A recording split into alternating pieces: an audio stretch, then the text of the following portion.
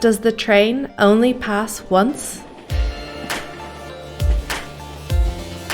Welcome to the 2Gether4Victims podcast.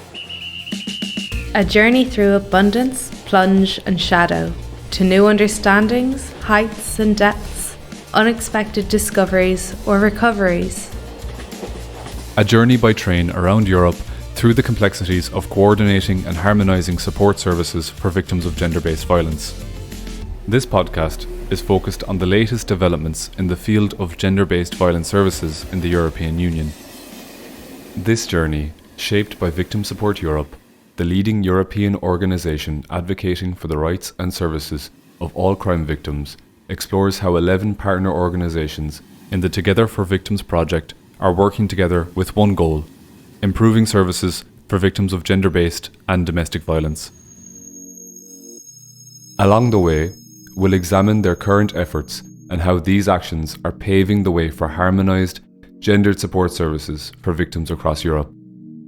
Our 2Gether4Victims podcast takes listeners on a rail journey through 7 countries: Belgium, Croatia, Cyprus, France, Lithuania, the Netherlands, and Portugal.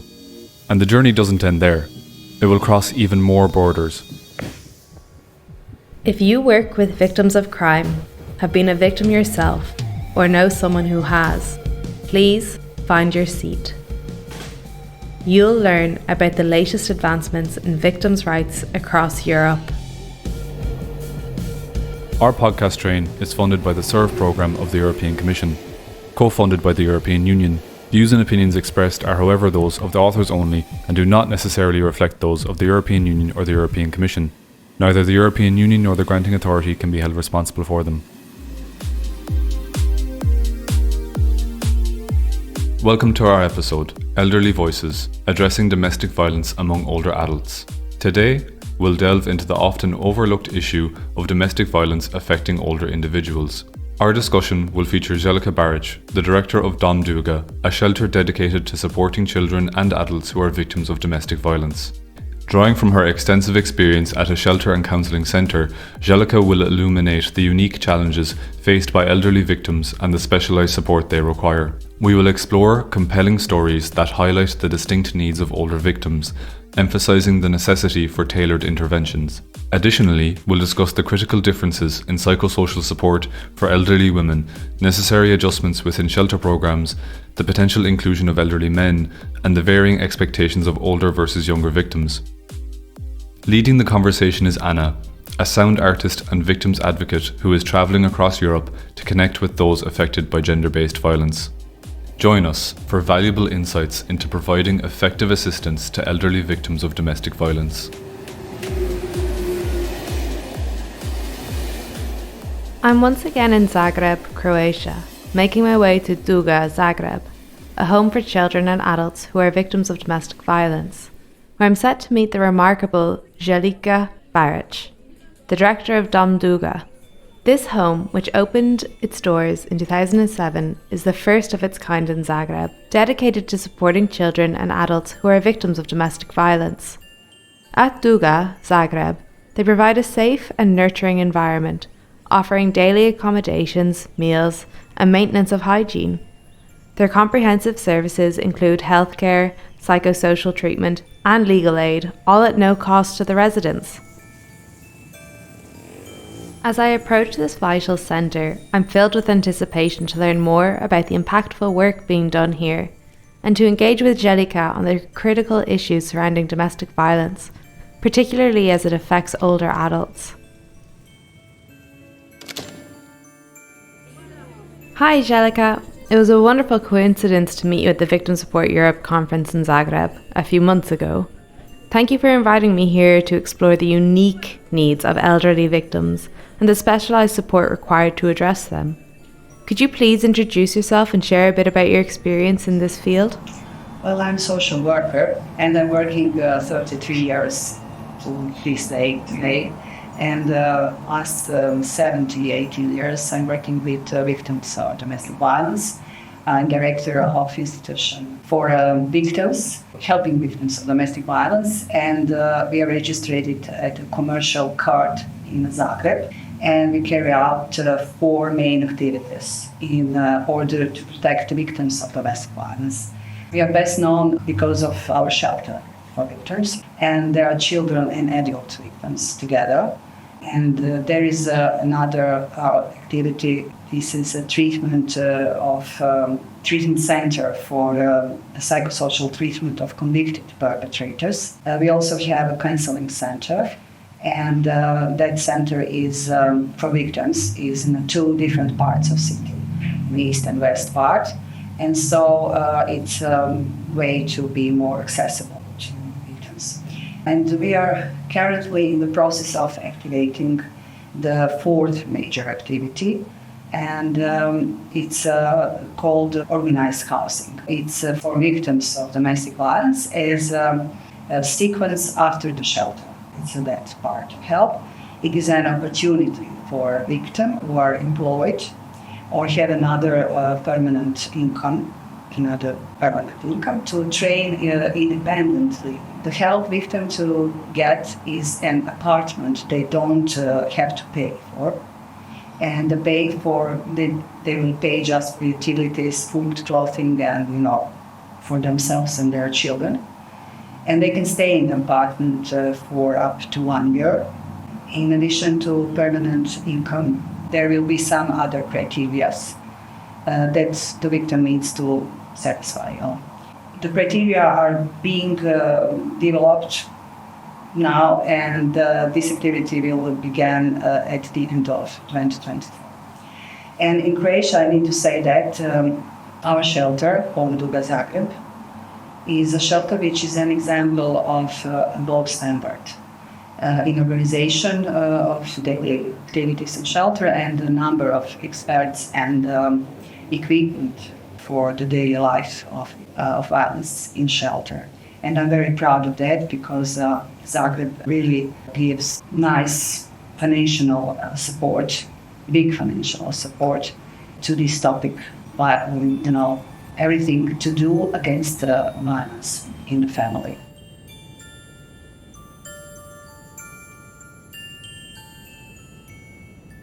Thank you for sharing that, Željka. It's inspiring to hear about your extensive experience in social work and the impactful services you provide for victims of domestic violence, especially with the initiatives like the organised housing programme.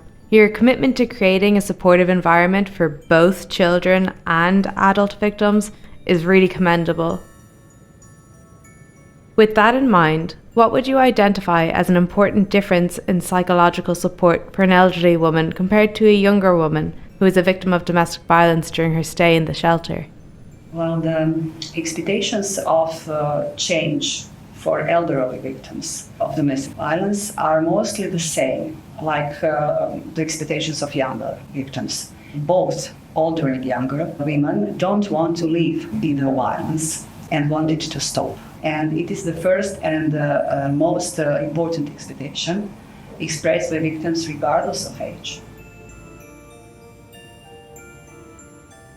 Everyone wants to protect from themselves from emotional, economic, and physical violence, and then they want to feel respect and love from their partners or other members of the family. It's a human need.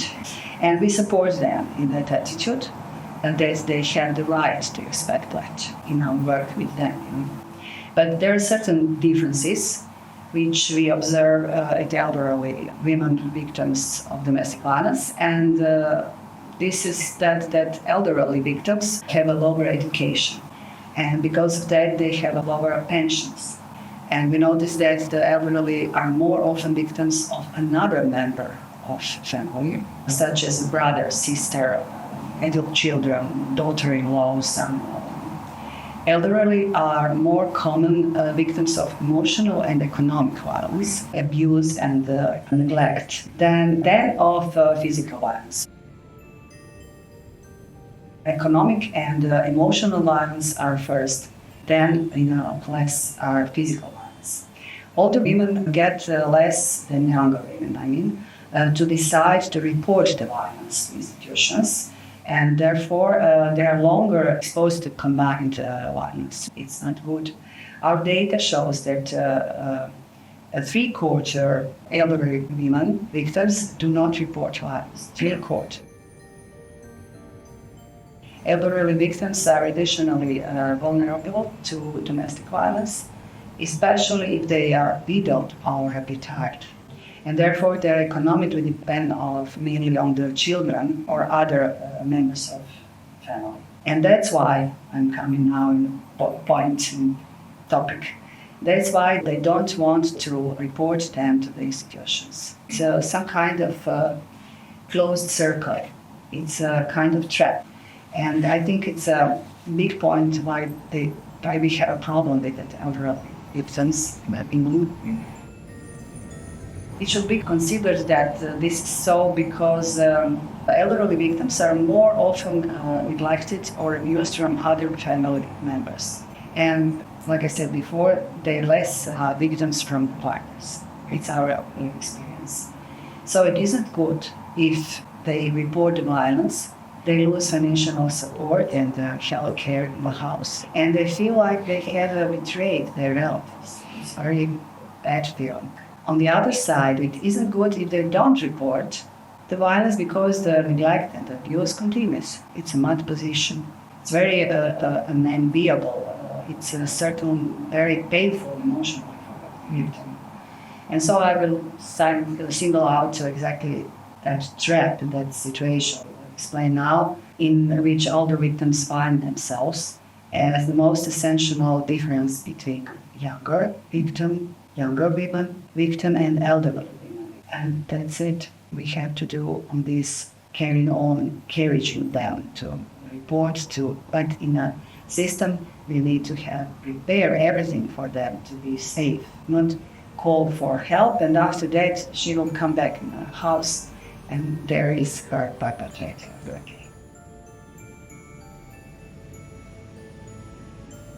Thank you for that insightful perspective, Željka. It's striking to me to hear how the expectations of elderly victims mirror those of younger victims. Yet the unique challenges they face create a complex web of emotional and economic dependence that can trap them in an abusive situation. Your emphasis on the prevalence of emotional and economic violence among older women sheds light on a critical issue that often goes unaddressed. Given this context, is it necessary to adjust the program for elderly women during their stay in the shelter? And if so, how do you go about making those adjustments? Oh yeah, I need to talk about it. Yes, of course, it's necessary to adjust the staying program in the shelter for elderly. Experts and the victim in shelter work together on individual plan. It's the first step. And that individual plan is for getting out of violence, of course, and they are taken into account personal capacities, age and needs of the victim, as well as the quality of the social network of that person, of that victim. And I can say to you some examples of that. First, elderly victim doesn't need career counseling, doesn't need choosing a workplace location near kindergarten, doesn't care about child custody court battle. And often elderly victims don't want to divorce the marriage, but although they don't want to continue with their partner, if a partner, the violence is growing. So we have that situation also and have to adjust to this. A second, the elderly person will not be able to participate in an obligation of cleaning, like preparing food and everything during the day on the equal intensity like younger women. This should, of course, be taken into account, and the elderly person should be involved in accordance with their wishes and possibilities. Third, elderly victim will not participate in group workshops in topics such as consequences of children's exposure to domestic violence, with younger victims, of course, how to choose a non-violent partner, quality spending of free time with children, how much do I know my children, and so on, etc.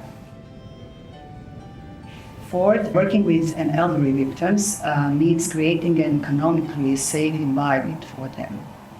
After leaving the shelter, because it's very important that economic dependence on the perpetrator of violence, elderly victim of violence, is more difficult because she no longer has time to get a better job and be independent. Economic independence is very important. That's why we see it's important to connect the multi-sector activities between institutions, and especially social care and health care, because it's a 2 points where elderly people are going more often than younger. And it's important to give them automatically insured place in whole rate based on the criteria, for them, because this person is victim of domestic violence. Then we see that it's very important to working on activating the obligation of doctors to report suspect violence, not they have to know exactly. Suspecting is enough. Violence against elderly patient. And court protection by prohibition perpetrators access to elderly victims. It needs to be more often like a measure to perpetrating. Or now it is. And the fifth, on the psychological plane, you need to work with elderly people and the victim that it isn't shameful to ask for help and stop the violence and neglect in which she lived. Younger victims feel like that much less, feel that shame much less. They used to be ashamed to report violence before 20, 15 years, but today it's very rare. We are sure that this is the result of long-term campaigns against violence and with messages that it is important to report it. And so we see the importance of targeted national campaigns with messages that violence against the elderly is unacceptable, and with strong messages encouraging elderly victims to report that violence.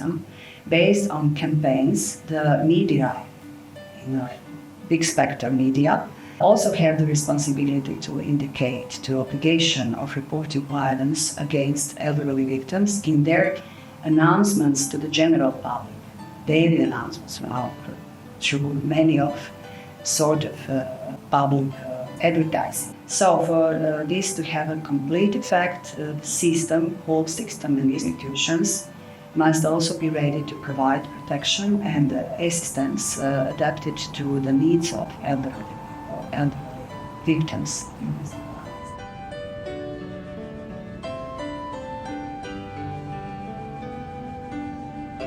Thank you for all that detailed insight, Željka. It's clear that adjusting the shelter programs to meet the specific needs of elderly victims is not only necessary, but essential for their recovery and independence. Your point about the importance of creating individualized plans, considering factors like social networks and economic safety, really highlights how nuanced and complex this work is. Additionally, I appreciate your emphasis on the need for public awareness campaigns to destigmatize seeking help, which is crucial for empowering elderly victims. Now, considering these challenges and adaptations, would you admit an elderly man to the shelter if he is a victim of domestic violence? How do you think the women in the shelter would accept that? Yeah, it's an interesting question. Malaysia, we have 25 shelters for victims of domestic violence, and only our shelter, Dom Duga, receive a man in the shelter. Yeah, that you can see. Our shelter, during 2021 to 2022, about 1 year, a man in early 70s was stayed in our shelter for about a year. And he was indicated as the victim of his wife and son. That situation was processed in the criminal court in favor of this elderly man as the victim. So the answer is yes. We have accepted and will continue to accept elderly men as victims. And this example with that elderly man, early 70s, is on the money example like that in our 17 years of working in shelter. But younger men also come to our shelter with or without their children. And this is very rare and happened only in 0.9% of cases back in 17 years. But this, I don't know, maybe 10 younger men, they are in our shelter. They hurt, yeah. So it's maybe a topic for another conversation, but it's important to know that in Croatia, statistics show that about 75-80% victims are women.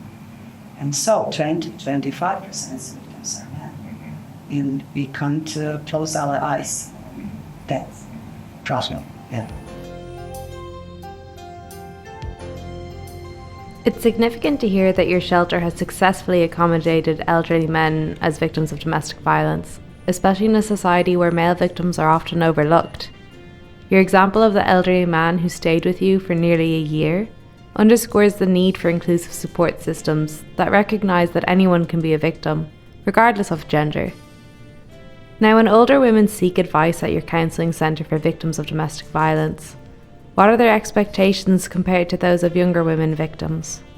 Yeah, it's interesting also. They need help, but they don't want that anyone knows what it is. So victims who seek help at the counseling center, our counseling center, mostly request to be anonymous. It's very important in the beginning. Starting from that position, it is easier for elderly victim to tell her difficult story.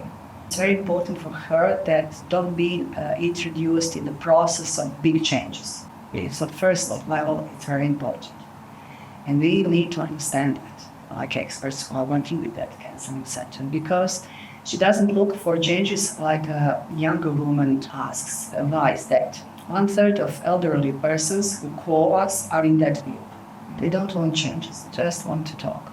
Another example is the victims who don't want big changes, but still continuously call for advice because they want someone to hear them about how difficult they are, how difficult living is in her life.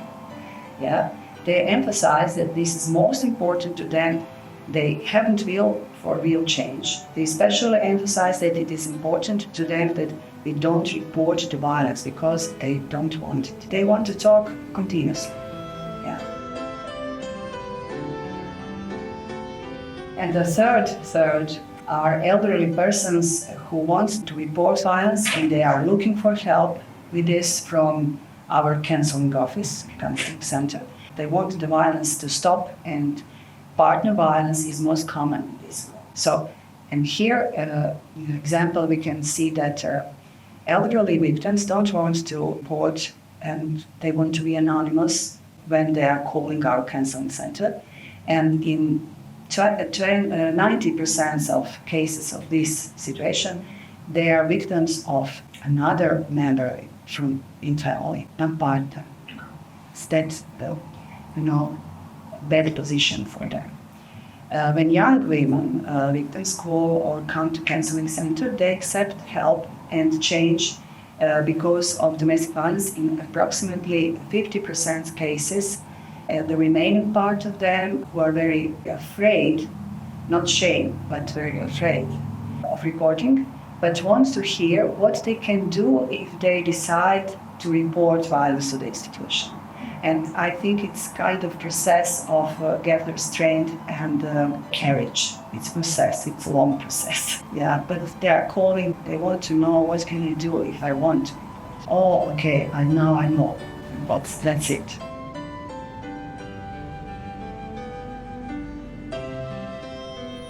I'm intrigued to learn how elderly victims often seek support in a more discreet and less change-orientated way compared to younger victims. The emphasis on anonymity and the desire to simply talk about their experiences highlights a critical aspect of their emotional needs. It's also important to recognise that many elderly victims may not be ready to pursue significant changes in their lives, yet they still seek connection and understanding, which is so vital in their healing process. As a final question, do older women tend to seek advice from your counselling centre one or more times, and how does that compare to the experience of younger women? Well, mostly they're calling 1-2 times, because counseling center isn't a place for treatment, for therapy. It's a place where you can call and get information. I think that's my husband can move our children from me forever on the other side of the planet. He told me that it's possible and he will do it if I want to report what he is doing to me. So our counseling advisor, he is a lawyer. He gives to that victim full information. He make her plan what she can do, where and how. And it's relaxing for her. It's good to know. Okay, so it isn't sure. I can do something. And elderly victims, we have 2 groups of elderly. One of them, in the first group, they are calling just once. And okay, now I know what I can do, but I don't want to do it now. Bye. It's everything from me. And the other group is elderly who are calling many times, continuously, during the month or during the year. We have 2 persons that don't know each other. One is a man, another is a woman. And that man, he was a victim of his son, and that woman, she was a victim of her daughter. They are calling us 2 times per week during 1 year. They want to talk. They were not prepared for changes. That perpetrators are children. It's very hard. But that children mostly do neglect. They don't give them the medicine. They didn't give them good care for their health in these ages, to wash themselves, to eat enough, and something like that. And we thought that the intention of that children were to make them dumb, to not want to get die. It's very bad, and we have some ethical dilemma what to do with these informations. They don't want to report, but we have obligation to work. And when we see that is a brutal violence in that family, we do it, regardless they don't want it. But when is some, emotional kind of violence, they're, going to talk to each other bad words, to make a bad emotion. You are bullied, you are ugly, you don't know to cook, you're a bitch or something. Okay, in that case, we don't report, but we get information to that victim where she has to go to get psychological help in a continuous way, like a treatment, and what to do with that, to encourage, to have a strength to go forward and make that report and protect herself.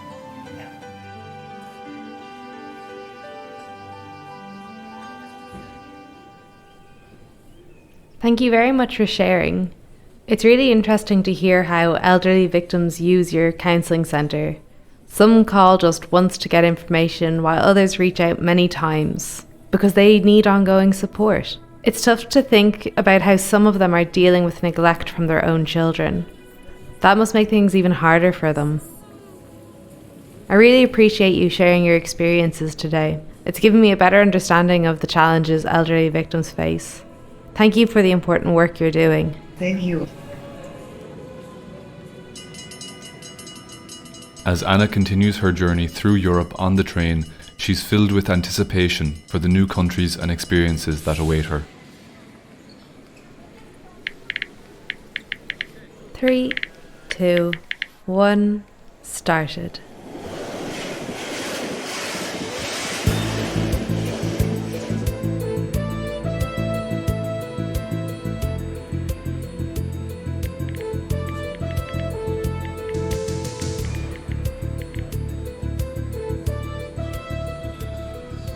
As I leave Dom Duga, I find myself reflecting on the profound insights Željka shared about the unique struggles elderly victims of domestic violence face. I'm heartbroken to realise that many of these individuals endure emotional and economic abuse, often at the hands of their own family members. The weight of that reality is heavy, and I can't help but admire Željka's dedication to create a safe space where they can keep seeking help and healing. It struck me how similar the hopes of older and younger victims are, yet the barriers that elderly individuals encounter, like financial dependence and fear of losing support, it creates a complex web that keeps them trapped in silence.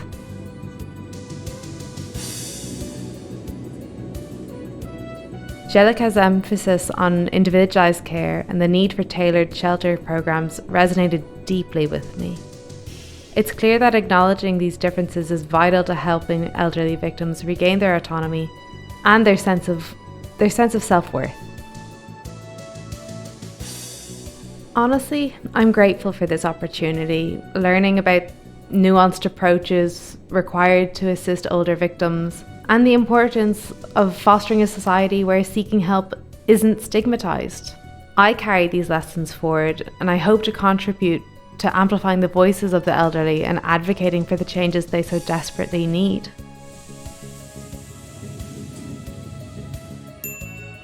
Thanks for listening. We hope you'll join us again for the next episode of the 2Gether4Victims podcast. In our upcoming episode, Collaborative Support for Domestic Violence Survivors in the Workplace, we'll delve into how various entities like victim support services, NGOs, government agencies, and companies are joining forces to assist women who have experienced domestic violence in the workplace. We'll highlight insights from EU-funded projects that showcase the importance of collaboration in creating effective support plans for domestic violence survivors. You'll discover innovative ideas and free resources designed to help professionals, researchers, and organisations better support these individuals. Our goal for this episode is to inspire actionable steps towards making workplaces safer and more compassionate for all who have faced domestic violence. Tune in. Does the train only pass once? You're listening to the 2Gether4Victims podcast, focusing on gender-based violence services. This podcast was produced by the 2Gether4Victims project, led by Victim Support Europe in collaboration with 10 partner organisations and funded by the SURF programme of the European Commission. Thank you very much for listening. Thank you very much for listening.